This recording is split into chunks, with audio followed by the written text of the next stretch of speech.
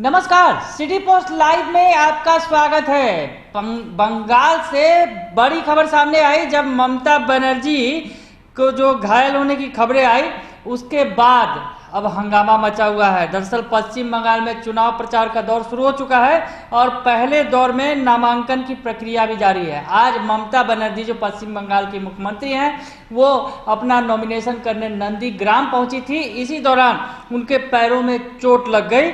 हालांकि ममता की ओर से ये आरोप लगाया गया है कि उन पर हमला किया गया है, तो वही बीजेपी ने मामले की सीबीआई जांच कराने की मांग की है, जबकि चुनाव आयोग ने घटना पर रिपोर्ट मांगी है। तो ये खबरें आ रही हैं बंगाल से, जहां ममता बनर्जी के पैर में चोट लगी। उसके बाद ममता बनर्जी ने गंभीर आरोप लगाए हैं और कहा है कि उनके खिलाफ साजिश रची गई है, उन पर हमला किया गया है। तो इस बीच बीजेपी ने इस मामले की सीबीआई जांच की मांग कर दी है और चुनाव आयोग ने घटना की रिपोर्ट मांगी है।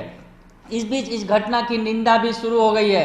बिहार में नेता प्रतिपक्ष तेजस्वी यादव ने घटना की कड़े शब्दों में निंदा की है और ट्वीट करके जो लिखा है वो हम आपको बताते हैं कि उन्होंने साफ तौर पर लिखा है, मैं इस कायरतापूर्ण और घृणित हमले की निंदा करता हूं। तेजस्वी यादव ने ट्वीट करके ममता बनर्जी के पहले तो उनके स्वास्थ्य की कामना की है कि वो जल्द से जल्द स्वस्थ हो जाएं और साथ ही साथ उन्होंने ये कहा है कि इन हमले के पीछे जो लोग हैं उनको किसी कीमत पर बख्शा नहीं जाना चाहिए। और उन्होंने आगे लिखा है कि मैं कायरतापूर्ण और घृणित हमले की निंदा करता हूं। ममता जी उसके अलावा तेजस्वी यादव लिखते हैं कि मैं मामले की घृणित निंदा करता हूं। उसके बाद लिखते हैं कि लोगों को पता चल गया है, दरअसल अब बंगाल में जो बंगाल पुलिस है वो इलेक्शन कमीशन के द्वारा नियंत्रित हो रही है, क्योंकि बिहार में माफ कीजिएगा बंगाल में चुनाव आचार संहिता लागू हो चुका है। और आप समझ गए होंगे अब इलेक्शन कमीशन कहां से निर्देशित हो रही है। इलेक्शन कमीशन बीजेपी से निर्देशित हो रही है। बड़ा आरोप लगा दिया है तेजस्वी यादव ने, नेता प्रतिपक्ष ने, इस हमले के बाद।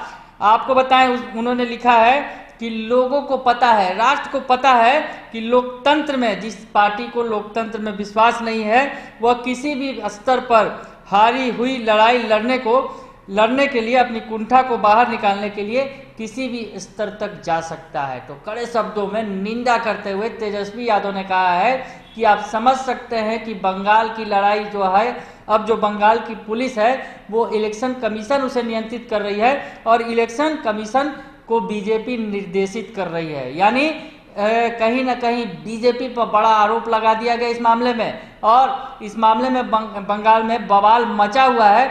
ममता बनर्जी ने बड़ा आरोप लगाया है, साजिश रचने की बात कही है और नेता प्रतिपक्ष तेजस्वी यादव ने बिहार में कड़े शब्दों में निंदा करते हुए इस घटना की पोल खोल कर रख दी है और साफ तौर पे कहा है कि जिस पार्टी को लोकतंत्र में विश्वास नहीं है वो किसी भी स्तर पर हारी हुई लड़ाई को लड़ने के लिए जा सकती है। तो बीजेपी पर बड़ा आरोप लगा दिया है और साफ तौर पर उन्होंने कहा है कि इस मामले में जो लोग हैं साजिश के पीछे, उन्हें किसी भी कीमत पर बख्शा नहीं जाना चाहिए। तो बड़ी बात कह दी है नेता प्रतिपक्ष तेजस्वी यादव ने।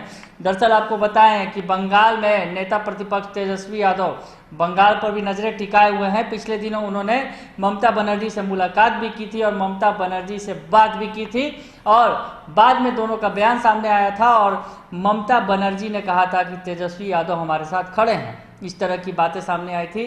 तेजस्वी यादव को उम्मीद है कि उन्हें बंगाल में कुछ सीटें भी मिल सकती हैं। हालांकि वो तमाम तरह की बातें कर रहे हैं और उन्होंने ये साफ तौर पर कह दिया था कि लालू यादव का संदेश है कि ममता बनर्जी का साथ देना है बंगाल में। तो ममता बनर्जी के साथ तेजस्वी यादव खड़े हैं बंगाल चुनाव में।